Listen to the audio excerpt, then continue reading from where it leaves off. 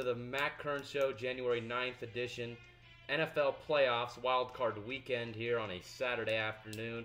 We'll start with Houston and Kansas City. This could be a low-scoring game between two defenses that are top 10 defenses in the NFL. On the Kansas City Chiefs, up front, Justin Houston will be playing his first action since Week 12. Of course, we all know about J.J. Watt.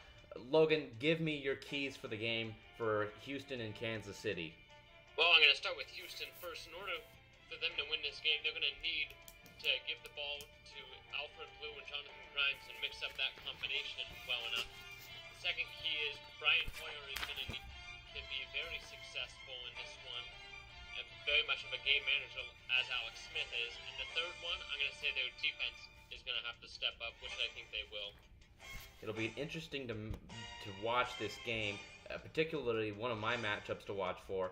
Marcus Peters versus DeAndre Hopkins. Hopkins had a tremendous season. So did the young corner Marcus Peters, tied with the league lead in interception, tied with your Cincinnati Bengal, Reggie Nelson.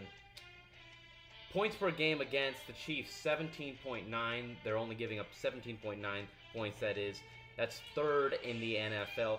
The Houston Texans don't score a lot of points, and they kind of have some woes on offense. Brian Hoyer's going to get the start, but J.J. Watt can't do everything for this team. He's been their superstar.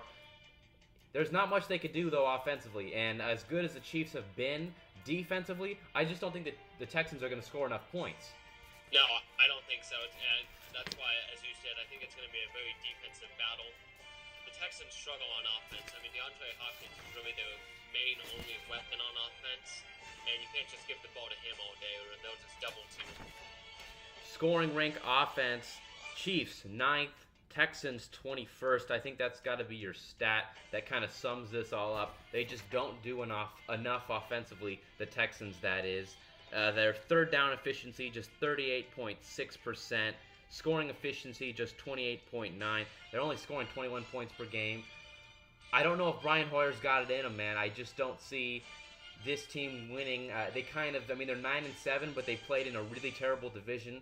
Andrew Luck was hurt for a majority of the season, so they played 2 games against the Colts, 2 games against the Jaguars, and 2 games against the Titans. Other than that, this team they just don't have that much going for them besides that defense, and I think they kind of got in as a fluke. I know people will differ about that, but I think the Chiefs hand it to them. I think it's going to be like 24-10 probably. Okay, I like that score. I got 21-13 in this one, and I got the Chiefs winning. The Chiefs have won 10 in a row. The Chiefs have not lost since the Kansas City Royals have won the World Series. And that is absolutely remarkable. Could you imagine if the Royals and the Chiefs both won their respective championships in their respective sports? That would be something else. Kansas City has 2 professional sports teams, and that's the Chiefs and the Royals. So that would have been something. It could happen. I think this defense could take them. I mean, and Alex Smith is doing all of the right things now. Against Oakland, he threw 1 pick six and then another interception. We haven't seen him throw that many interceptions, but I think he's going to do a better job in this game taking care of the football. I would imagine him so, to be at least. Definitely. I mean, he's probably the best game manager in the NFL.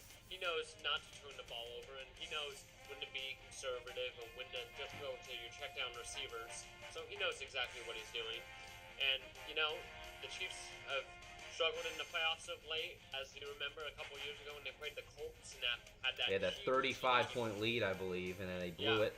And ended up blowing it. Different situation. They didn't have this defense.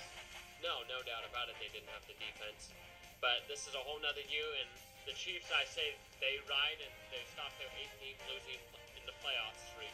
Now, the Texans do have a prayer. That prayer is DeAndre Hopkins. 1,521 yards on the season. He's averaging 13.7 yards per reception, 11 touchdowns. He has just 3 drops on the season. Just 3. His teammate Nate Washington has 6. He has less than half as many receptions as Hopkins does. This guy's a stud. Well, definitely, but this guy's the only guy who they throw to, since he's the only really weapon on offense for them. It's going to be a long shot. The Houston Texans have a shot. Now, they're at home. That could be a deal breaker. But this Chiefs team has won 4 or 5 games on the road in their 10-game winning streak. So I don't think that phases them being down in Houston. Yeah, no doubt about it. Now, what's your matchup to watch for real quick in this game? I'm going to say J.J. Watt versus that offensive line of the Chiefs. That line has done a pretty good job for the most part keeping Alex Smith upright. They held Khalil Mack without a sack last week. We will see if they can hold J.J. Watt without one. All right, folks, thank you guys for tuning in. And Logan, as always, thanks for coming in on the show.